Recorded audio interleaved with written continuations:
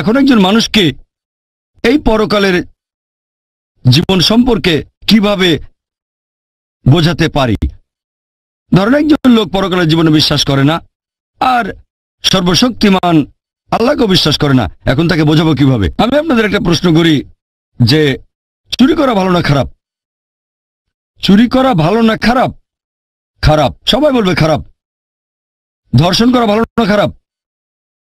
কে বলবে এটা ভালো? কেউ না। 4000 মানুষের কেউ বলছে না যে চুরি করা ভালো বা ধর্ষণ করা ভালো, সবাই একমত। আচ্ছা, এবার একটা উদাহরণ দেই।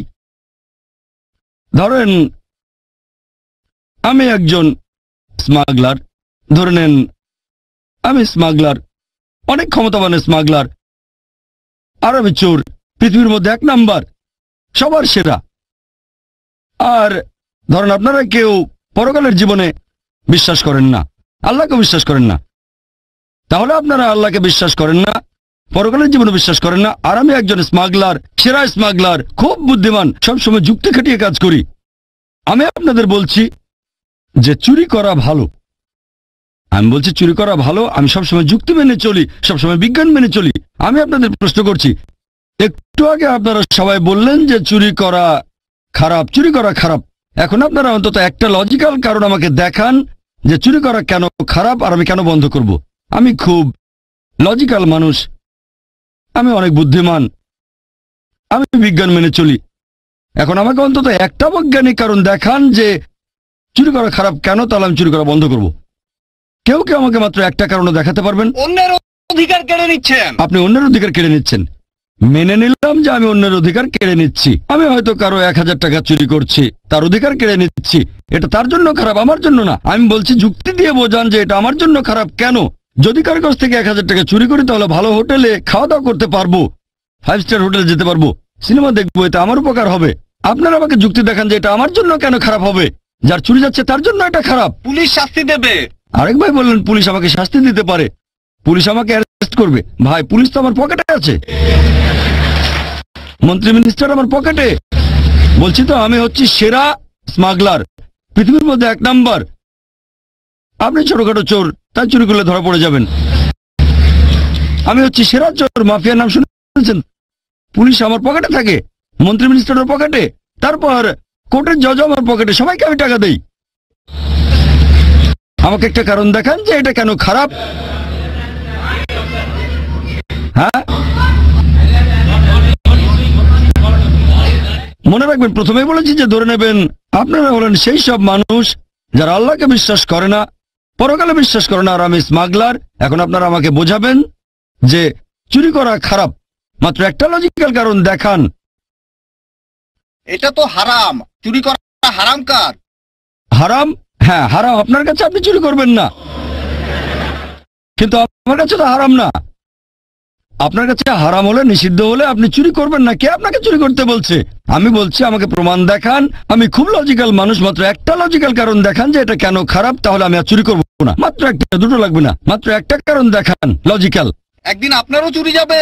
একদিন আমারও চুরি যাবে? খুব ভালো ভাই, খুব বুদ্ধিমান, অন্য কেউ চুরি করবে। ভাই বলেছি তো আমি 1 নম্বর মাফিয়া। আমার 100 জন বডিগার্ড, 100 জন বডিগার্ড স্টেজের পেছনে আছে, সবার কাছে AK-56 রাইফেল। ছোটখাটো চোরের বাসা চুরি হতে পারে, আমি তো পৃথিবীর 1 নাম্বার, আমার সঙ্গে বডিগার্ড থাকে, এখানে চোর আসবে না। আপনি তো আপনার সব সম্পদ নিয়েই মারা যাবেন, কোনো লাভ হবে না। কি বললেন? সব সম্পদ নিয়েই মারা যাবেন। কি নিয়ে মারা যাব? সব সম্পদ নিয়ে। সব সম্পদ নিয়ে মারা যাব? আমরা সবাই মারা যাব, এতে সমস্যা কি? সবাই তো মারা যাব, আপনি মরবেন না? মারা যাওয়ার আগে জীবনটা উপভোগ করব। আপনি মারা যাবেন, আমিও মারা যাব, তবে মারা যাওয়ার আগে আমি থাকবো 5 স্টার হোটেলে, আমি অনেক ভালো খাবার খাবো। সমস্যা কি? আমরা তো সবাই মারা যাব। আপনার বিবেক বাধা দেবে।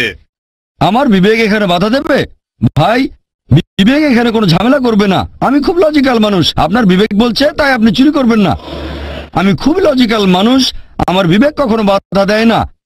আমি আপনাদের বলছি আমাকে একটা লজিক্যাল কারণ দেখান। আপনার বিবেক যদি বলে খারাপ কাজ, আপনি চুরি করবেন না। আমি তো বলছি এটা ভালো, চুরি করলে আমার উপকার হবে, জীবন উপভোগ করতে পারবো, তাহলে কেন খারাপ? এটা তো ভালো।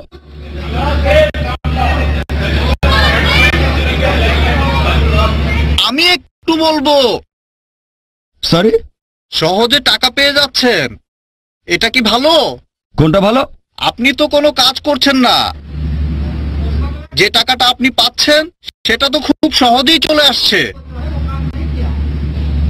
ভাই, আপনি বললেন যে আপনি কোনো কাজ না করেই সহজে টাকা পাচ্ছেন। কোনো কাজ না করেই টাকা পাচ্ছেন। হ্যাঁ, আপনিও বললেন কোনো কাজ না করে সহজে টাকা পেয়ে যাচ্ছি, সেজন্যই তো বলছি এটা ভালো। টাকা পেয়ে যাচ্ছি সহজে, তাহলে কষ্ট করবো কেন? সহজে টাকা পাওয়াটা ভালো না খারাপ? অবশ্যই ভালো। তাহলে সহজে টাকা পাওয়াটা তো ভালো। আপনারা আমাকে একটা লজিক্যাল কারণ দেখান যে এটা কেন খারাপ, তাহলে আর চুরি করবো না। একটা কারণে দেখাতে পারলেন না। সবাই বলছেন এটা খারাপ খারাপ, কিন্তু কারণ দেখাতে পারছেন না। চেন্নাইয়ের মানুষের কি বুদ্ধি কমে গেল নাকি?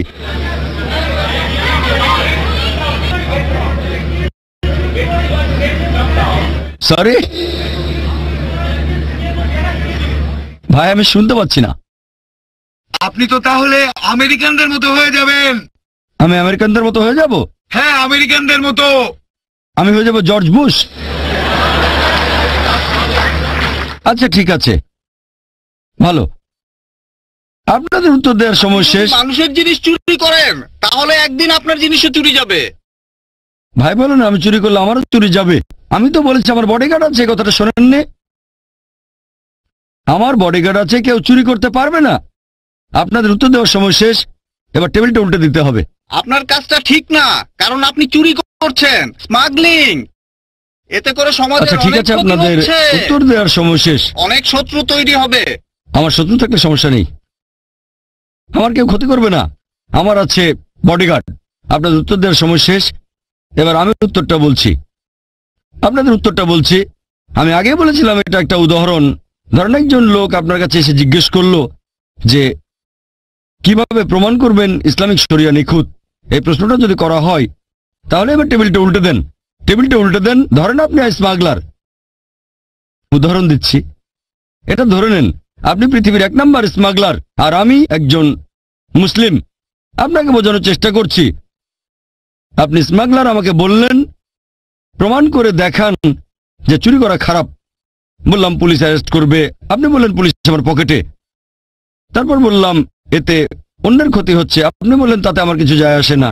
বললাম বিবেক দংশন করবে। বললেন আমার বিবেকই নেই, দংশন করবে কে আমাকে? তারপর আমি বললাম আপনার থেকে কেউ চুরি করে নেবে। আপনি বললেন আমার বডিগার্ড আছে। মুসলিম হিসেবে আমি যেটা করব, এইসব কথা বলার পাশাপাশি সেটা আমি আল্লাহ সুবহানাহু ওয়া তাআলার অস্তিত্বকে প্রমাণ করব।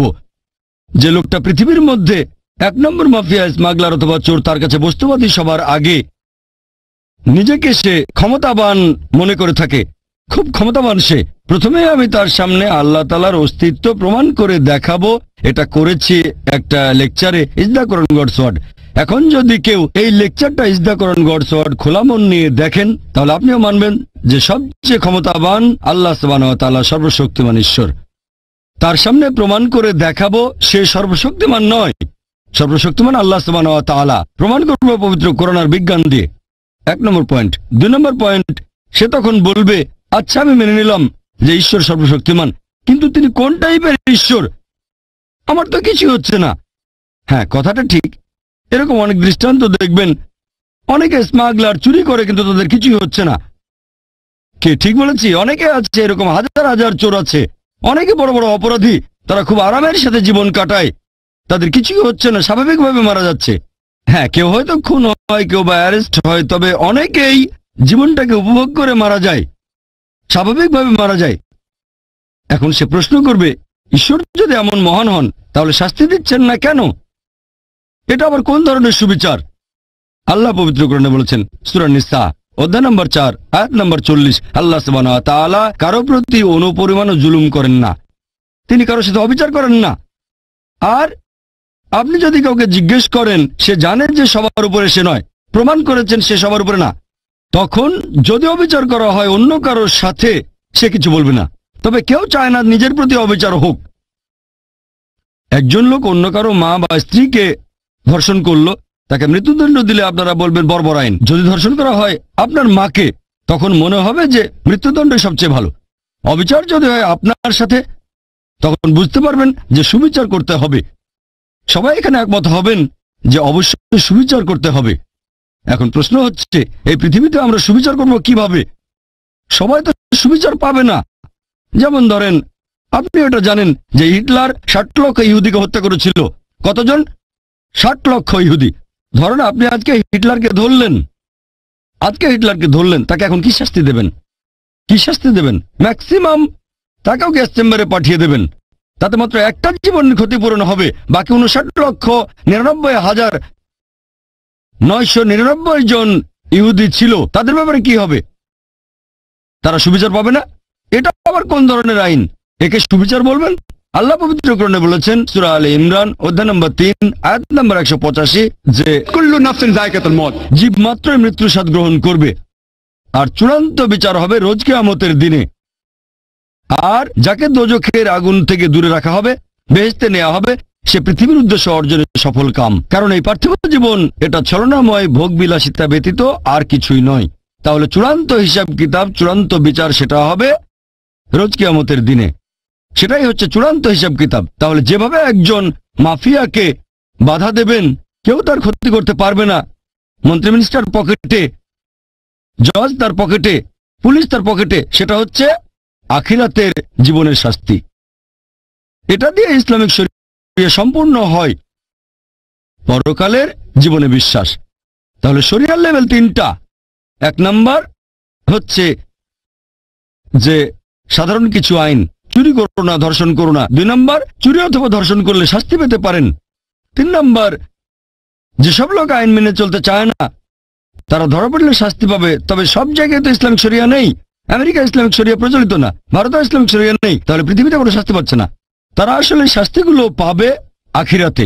আর আল্লাহ সুবহানাহু ওয়া তাআলা যদি আখিরাতে হিটলারকে শাস্তি দিতে চান, আল্লাহ পবিত্র কোরআনে বলেছেন সূরা নিসা অধ্যায় নম্বর 4 আয়াত নম্বর 56, যারা আমার আয়াত প্রত্যাখ্যান করে তাদের দোজখের আগুনে দগ্ধ করব, আর তাদের চামড়া যখন পুরোপুরি দগ্ধ হয়ে যাবে সেখানে নতুন চামড়া দেওয়া হবে যাতে তারা ব্যথা অনুভব করতে পারে।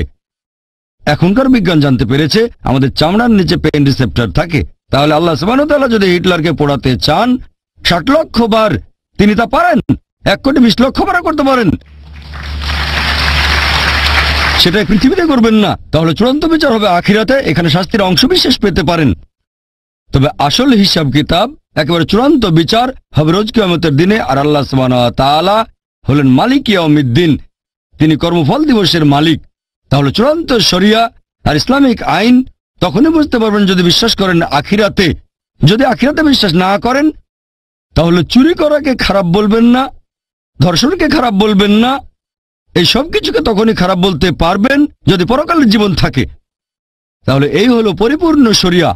আমি একটা উদাহরণের কথা বলে আমার লেকচার শেষ করব। যখনই আপনি শরিয়াকে বিচার করতে যাবেন, বিশুদ্ধ উৎস দিয়ে বিচার করবেন, মানে পবিত্র কোরআন আর আমাদের নবীর সুন্নত অর্থাৎ সহিহ হাদিস। এখানে একজন মুসলিমের কাজ বা মুসলিম সমাজের কাজ দেখব না, কারণ মিডিয়া এখন যেটা করে তারা সমাজের কিছু কুলাঙ্গারকে বেছে নেয়, কুলাঙ্গার কিছু লোককে তুলে ধরে প্রচার করে এরাই সেই লোকগুলো, এরাই হচ্ছে আদর্শ মুসলিম, মুসলিমদের দৃষ্টান্ত। আপনারা মিডিয়ায় দেখবেন খবরের কাগজে এভাবে লেখা হবে, যদি 50 বছরের মুসলিম পুরুষ 16 বছরের মেয়েকে বিয়ে করে, এরকম কোনো খবর থাকলে সেটা আসবে একেবারে হেডলাইনে। 50 বছরের মুসলিম পুরুষ 16 বছরের মেয়েকে বিয়ে করেছে, হেডলাইন। যদি 50 বছরের একজন অমুসলিম 6 বছরের একটা মেয়েকে ধর্ষণ করে, সেটা হবে ছোট করে খবর। এক পাশে মিডিয়া এটা করছে। আমি জানি প্রত্যেক সম্প্রদায়ের ভেতরেই কিছু কুলাঙ্গার থাকে, কিছু লোক নিজেদের মুসলিম বলে কিন্তু শরিয়া মেনে চলে না। ইসলাম বলছে মদ পান করো না, মাদকদ্রব্য নিও না। এরকম অনেক মুসলিম আছে যারা এসব কাজে অমুসলিমদের চেয়েও পাকা। আমি এটা জানি, এরা হচ্ছে কুলাঙ্গার। প্রত্যেক সম্প্রদায়ে কিছু কুলাঙ্গার থাকে। মিডিয়া এদেরকে এমন ভাবে তুলে ধরো যেন এরাই আদর্শ মুসলিম। গতকাল একটা উদাহরণ দিয়েছিলাম, যদি একটা গাড়িকে যাচাই করতে চান আর ড্রাইভার যদি ভালো চালাতে না জানে, হুইলের পেছনে কাঁপাকাঁপি করতে করতে অ্যাক্সিডেন্ট করে বসলো, কাকে দোষ দেবেন? ড্রাইভারকে না গাড়িকে? ড্রাইভারকে। তাই মুসলিমদের দেখে ইসলাম ধর্মকে বিচার করবেন না, ইসলামকে বিচার করবেন কোরআন এবং হাদিস দিয়ে। আরেকটা গাড়ি যাচাই করতে গেলে হুইলের পেছনে আপনি এমন কাউকে বসাবেন যে খুব ভালো ড্রাইভার। তাহলে একজন মানুষের কাজ দেখে ইসলাম ধর্মকে যাচাই করতে চাইলে সবচেয়ে সেরা দৃষ্টান্ত সর্বশেষ চূড়ান্ত নবী মুহাম্মদ সাল্লাল্লাহু আলাইহি সাল্লাম। ওয়া আখিরু দাওয়ানা। শুভ সন্ধ্যা। আমার নাম নিখিলা। আমি ডেন্টালের একজন ছাত্রী। ইসলাম সম্পর্কে আমার জ্ঞান আসলেই কম। আমি যতটুকু জানি আমার বন্ধুদের কাছ থেকে শুনেছি। আমার প্রশ্ন হচ্ছে, আমি একটি পোস্টারে দেখেছি যে বলা আছে সঙ্গীত এবং নৃত্য ইসলামে গ্রহণযোগ্য নয়। এটা কেন? মানে আমি বলতে চাইছি যে আপনি এটা এমনি এমনি বলতে পারেন না যে গান বাজনা বা নৃত্য করো না। যেমন আপনি যদি বলেন যে ভরতনাট্যম বা অন্য কোনো নৃত্যের ব্যাপারে যেখানে সঙ্গীত আছে, এমনকি এমনিতেও আমরা সঙ্গীতের মাধ্যমে ঈশ্বরের প্রশংসা বা নিজেদের আবেগ প্রকাশ করে থাকি, তাহলে গান বাজনা গ্রহণযোগ্য নয় কেন? বোন জিজ্ঞেস করলেন যে কেন ইসলাম ধর্মের সঙ্গীত এবং নৃত্য নিষিদ্ধ। প্রথমে আমি সঙ্গীত নিয়ে বলছি, এরপর নৃত্য। সঙ্গীতের ব্যাপারে বলা যাবে, আমাদের প্রিয় নবী মুহাম্মদ সাল্লাল্লাহু আলাইহি ওয়াসাল্লাম বলেছেন যে সঙ্গীতের বাদ্যযন্ত্র সাধারণ নিয়মে সবই নিষিদ্ধ, তবে তিনি যেটার অনুমতি দিয়েছিলেন সেটা দাফ, একপাশে খোলা ড্রাম যাকে বলা হয় ডাফ বা ডাফলি। বাকি সবগুলোই নবী নিষিদ্ধ করেছেন, কারণ আপনি যদি ভেবে দেখেন এটা আপনাকে দূরে নিয়ে যায় আল্লাহ সুবহানাহু ওয়া তাআলার জিকির থেকে, সর্বশক্তিমানকে স্মরণ করা থেকে। এ কারণে যখন আমরা এরকম গান শুনি, যেমন ধরেন সিনেমার গান হোক, সেটা হিন্দি, মালায়ালাম, তামিল বা অন্য কিছু, আপনি দেখবেন যে এই হিন্দি সিনেমার গানগুলোর বেশিরভাগ কথায় একেবারে বাস্তবতা বহির্ভূত। আপনি জানেন যে নায়ক নায়িকাকে বলছে, मैं तुम्हारे लिए चांद तोड़ के लेके आऊंगा, मैं तुम्हारे लिए सितारे तोड़ के लेके आऊंगा। আমি তোমার জন্য চাঁদ নিয়ে আসবো, আমি তোমার জন্য তারা নিয়ে আসবো। আমরা জানি এটা সম্ভব না, কোনো মানুষ তার প্রেমিকার জন্য চাঁদ তারা নিয়ে আসতে পারে না। তবুও আমরা বলে থাকি পরিস্থিতি বা আবেগ ইত্যাদির কারণে। তো এই কারণে সাধারণ অনুশাসন হচ্ছে যে সঙ্গীত একজন মানুষকে আল্লাহ সুবহানাহু ওয়া তাআলার কাছ থেকে দূরে নিয়ে যায়। এ কারণে আমাদের প্রিয় নবী বাদ্যযন্ত্রকে নিষিদ্ধ করেছেন দাফ ছাড়া, অথবা সাধারণভাবে কণ্ঠস্বর। উদাহরণস্বরূপ যদি কেউ কোরআন আবৃত্তি করে তার কণ্ঠ সুন্দর, সেটা ঠিক আছে, কারণ এটা একজন মানুষকে আল্লাহ সুবহানাহু ওয়া তাআলার দিকে নিয়ে আসে। নেপথ্য বাদ্যযন্ত্রের আওয়াজ থাকলে যদি এটা একটা বিশেষ আবেগের সৃষ্টি করে, তাহলে গান গাওয়ার ক্ষেত্রে এটা হচ্ছে মুবাহ, ঐচ্ছিক, যতক্ষণ পর্যন্ত গানের কথাগুলো নিয়ে যাচ্ছে আল্লাহ সুবহানাহু ওয়া তাআলার দিকে। যদি গানের কথাগুলো আপনাকে আল্লাহর কাছ থেকে দূরে সরিয়ে নিয়ে যায়, তাহলে সে ধরনের গানও নিষিদ্ধ। এবার আসি দ্বিতীয় ভাগে, নৃত্য করা কেন নিষিদ্ধ। কোরআনে এমন কোনো আয়াত নেই, অথবা আমার জানা মতো কোনো হাদিস নেই যেখানে বলা আছে যে নৃত্য করা হচ্ছে হারাম। কিন্তু সাধারণভাবে যেহেতু মানুষ নাচে অন্য মানুষদের দেখানোর জন্য, আপনারা জানেন যে মঞ্চে নৃত্য পরিবেশন করা হয়, যেমন ভরতনাট্যম। আপনি মঞ্চে ভরতনাট্যম করছেন আর হাজার হাজার লোক আপনাকে দেখছে। সাধারণভাবে যদি হিজাবের দিক থেকে বলি, আমরা চাইবো না যে উন্মুক্ত হোক আমাদের মহিলারা, আমাদের মায়েরা, আমাদের বোনেরা, আমাদের কন্যারা মঞ্চে উঠুক আর হাজার হাজার লোক তাদের দেখুক। তো যে কোনো পেশা যেখানে শরীরকে প্রদর্শন করা হয়ে থাকে মানুষকে বিনোদন দেওয়ার জন্য, সেটা নিষিদ্ধ। এই কারণেই মানুষজনের সামনে নাচা অথবা নাচ করা কোনো পার্টিতে যেখানে বিপরীত লিঙ্গের মানুষেরা থাকে, বেশিরভাগ ক্ষেত্রে নাচের নিয়মগুলো এগুলো ইসলামী শরিয়ার বিরুদ্ধে যায়। যখন আপনি নাচেন বেশিরভাগই জোড়া বেঁধে, ছেলে এবং মেয়ে, আর তাদের মধ্যে বেশিরভাগই গার্লফ্রেন্ড বয়ফ্রেন্ড, এবং তারা অন্য মানুষদের সামনে নাচে। সুতরাং যেহেতু এটা ইসলামী হিজাবের নিয়মের পরিপন্থী, এ কারণেই বলা হয় এটা নিষিদ্ধ, কারণ এটা হিজাবের নিয়মের বিপরীত। তাই বুঝতে হবে যে যখন নাচ করছেন, আপনি মানুষজনের সামনে নাচ করছেন, পার্টিতে যাচ্ছেন, আবার ঘুরে বেড়াচ্ছেন, আর না হলে শুধু স্বামী স্ত্রী মিলে যেভাবে খুশি সময় কাটাতে পারেন, যতক্ষণ এটা শরিয়ার বিরুদ্ধে না যাচ্ছে। বদ্ধ ঘরের ভেতরে স্বামী স্ত্রী মিলে যা খুশি করতে পারেন, যদি এটা কোরআন ও হাদিসের নিয়মকানুনের বাইরে না যায়, কোনো সমস্যা নেই। কিন্তু যেহেতু বেশিরভাগ সময় নাচ শরীরকে প্রদর্শন করে থাকে, এতে গান থাকে, নাচ থাকে, আপনি মঞ্চে উঠছেন আর লোকেরা আপনাকে দেখছে, তাই এটা শরিয়ার হিজাবের নিয়মের বিরুদ্ধে। এ বিষয়ে আমার ভিডিও ক্যাসেট দেখেন, ইসলামে নারীর অধিকার আধুনিক না সেকেলে, সেখানে বিস্তারিত আছে কেন আমরা মুসলিমরা নারীদের নিরাপত্তা দেই, ভালোবাসি, তাদেরকে কি চোখে দেখি। এখন একজন মানুষকে এই পরকালের জীবন সম্পর্কে কিভাবে বোঝাতে পারি। ধরেন একজন লোক পরকালের জীবনে বিশ্বাস করে না আর সর্বশক্তিমান আল্লাহকেও বিশ্বাস করে না, এখন তাকে বোঝাবো কিভাবে? আমি আপনাদের একটা প্রশ্ন করি যে চুরি করা ভালো না খারাপ? চুরি করা ভালো না খারাপ? খারাপ, সবাই বলবে খারাপ।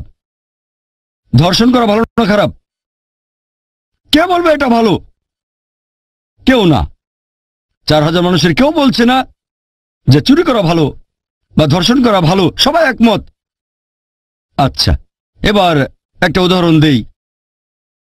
ধরেন আমি একজন স্মাগলার, ধরে নেন আমি স্মাগলার, অনেক ক্ষমতাবান স্মাগলার, আর আমি চোর, পৃথিবীর মধ্যে 1 নাম্বার, সবার সেরা। আর ধরেন আপনারা কেউ পরকালের জীবনে বিশ্বাস করেন না, আল্লাহকে বিশ্বাস করেন না। তাহলে আপনারা আল্লাহকে বিশ্বাস করেন না, পরকালের জীবনে বিশ্বাস করেন না, আর আমি একজন স্মাগলার, সেরা স্মাগলার, খুব বুদ্ধিমান, সবসময় যুক্তি খাটিয়ে কাজ করি। আমি আপনাদের বলছি যে চুরি করা ভালো। আমি বলছি চুরি করা ভালো, আমি সবসময় যুক্তি মেনে চলি, সবসময় বিজ্ঞান মেনে চলি। আমি আপনাদের প্রশ্ন করছি, একটু আগে আপনারা সবাই বললেন যে চুরি করা খারাপ, চুরি করা খারাপ। এখন আপনারা অন্তত একটা লজিক্যাল কারণ আমাকে দেখান যে চুরি করা কেন খারাপ আর আমি কেন বন্ধ করব। আমি খুব লজিক্যাল মানুষ, আমি অনেক বুদ্ধিমান, আমি বিজ্ঞান মেনে চলি। এখন আমাকে অন্তত একটা বৈজ্ঞানিক কারণ দেখান যে চুরি করা খারাপ কেন, তাহলে আমি চুরি করা বন্ধ করব। কেউ কেউ আমাকে মাত্র একটা কারণও দেখাতে পারবেন? অন্যের অধিকার কেড়ে নিচ্ছেন। আপনি অন্যের অধিকার কেড়ে নিচ্ছেন। মেনে নিলাম যে আমি অন্যের অধিকার কেড়ে নিচ্ছি। আমি হয়তো কারো 1000 টাকা চুরি করছি, তার অধিকার কেড়ে নিচ্ছি।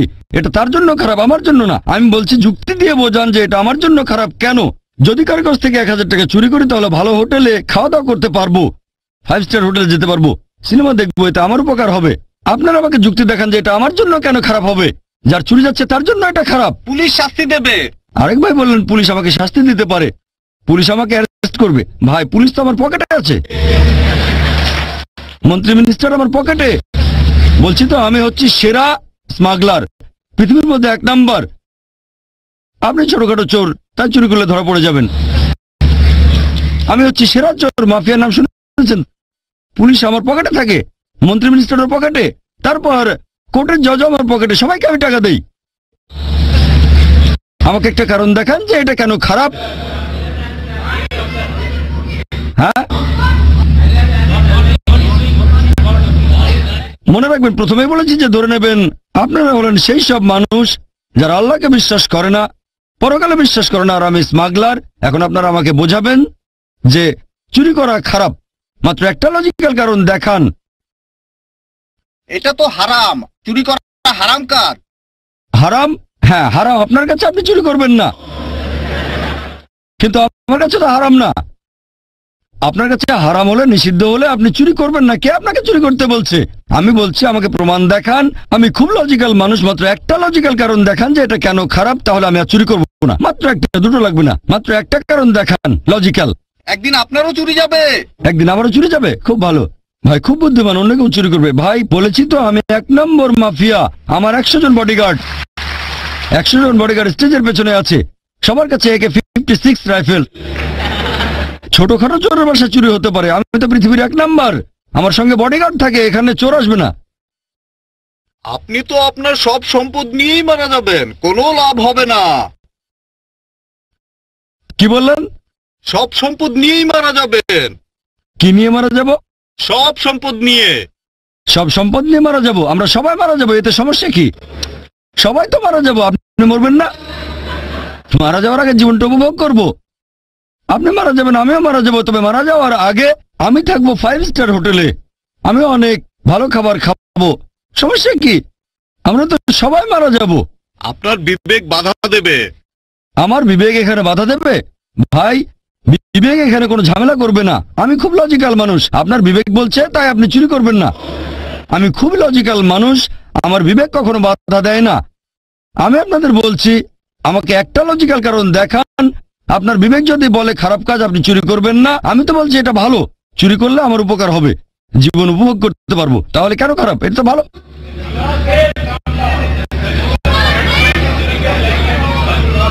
আমি একটু বলবো। সরি? সহজে টাকা পেয়ে যাচ্ছেন, এটা কি ভালো? কোনটা ভালো? আপনি তো কোনো কাজ করছেন না, যে টাকাটা আপনি পাচ্ছেন সেটা তো খুব সহজেই চলে আসছে। ভাই আপনি বললেন যে আপনি কোনো কাজ না করেই সহজে টাকা পাচ্ছেন। কোনো কাজ না করেই টাকা পাচ্ছেন। হ্যাঁ, আপনিও বললেন কোনো কাজ না করে সহজে টাকা পেয়ে যাচ্ছি, সেজন্যই তো বলছি এটা ভালো। টাকা পেয়ে যাচ্ছি সহজে, তাহলে কষ্ট করবো কেন? সহজে টাকা পাওয়াটা ভালো না খারাপ? অবশ্যই ভালো। তাহলে সহজে টাকা পাওয়াটা তো ভালো। আপনারা আমাকে একটা লজিক্যাল কারণ দেখান যে এটা কেন খারাপ, তাহলে আর চুরি করবো না। একটা কারণ দেখাতে পারলেন না, সবাই বলছেন এটা খারাপ খারাপ, কিন্তু কারণ দেখাতে পারছেন না। চেন্নাইয়ের মানুষের কি বুদ্ধি কমে গেল নাকি?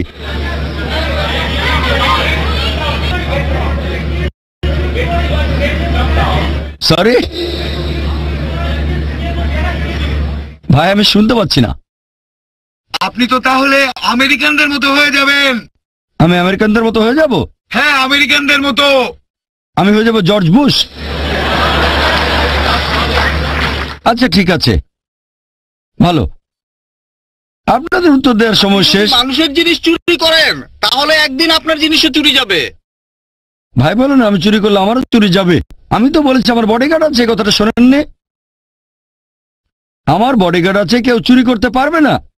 আপনাদের উত্তর দেওয়ার সময় শেষ, এবার টেবিলটা উল্টে দিতে হবে। আপনার কাজটা ঠিক না, কারণ আপনি চুরি করছেন, স্মাগলিং। এতে করে সমাজের আচ্ছা ঠিক অনেক আছে, ক্ষতি আপনাদের হচ্ছে। উত্তর দেওয়ার সময় শেষ। অনেক শত্রু তৈরি হবে। আমার শত্রু থাকলে সমস্যা নেই, আমার কেউ ক্ষতি করবে না, আমার আছে বডিগার্ড। আপনাদের উত্তর দেওয়ার সময় শেষ, এবার আমি উত্তরটা বলছি। আপনাদের উত্তরটা বলছি। আমি আগে বলেছিলাম এটা একটা উদাহরণ। ধরেন একজন লোক আপনার কাছে এসে জিজ্ঞেস করলো যে কিভাবে প্রমাণ করবেন ইসলামিক শরিয়া নিখুঁত। এই প্রশ্নটা যদি করা হয়, তাহলে এবার টেবিলটা উল্টে দেন।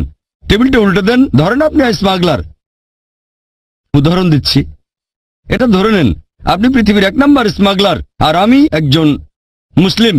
আপনাকে বোঝানোর চেষ্টা করছি। আপনি স্মাগলার, আমাকে বললেন প্রমাণ করে দেখান যে চুরি করা খারাপ। বললাম পুলিশ অ্যারেস্ট করবে। আপনি বললেন পুলিশ আমার পকেটে। তারপর বললাম এতে অন্যের ক্ষতি হচ্ছে। আপনি বললেন তাতে আমার কিছু যায় আসে না। বললাম বিবেক দংশন করবে। বললেন আমার বিবেকই নেই, দংশন করবে কে আমাকে? তারপর আমি বললাম আপনার থেকে কেউ চুরি করে নেবে। আপনি বললেন আমার বডিগার্ড আছে। মুসলিম হিসেবে আমি যেটা করব, এইসব কথা বলার পাশাপাশি সেটা আমি আল্লাহ সুবহানাহু ওয়া তাআলার অস্তিত্বকে প্রমাণ করব।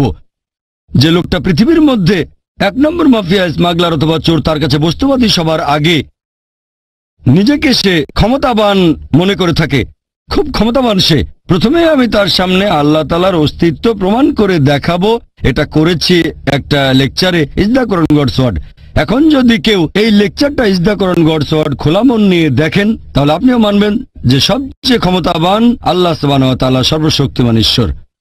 তার সামনে প্রমাণ করে দেখাবো সে সর্বশক্তিমান নয়, সর্বশক্তিমান আল্লাহ সুবহানাহু ওয়া তাআলা। প্রমাণ করবো পবিত্র কোরআন আর বিজ্ঞান দিয়ে।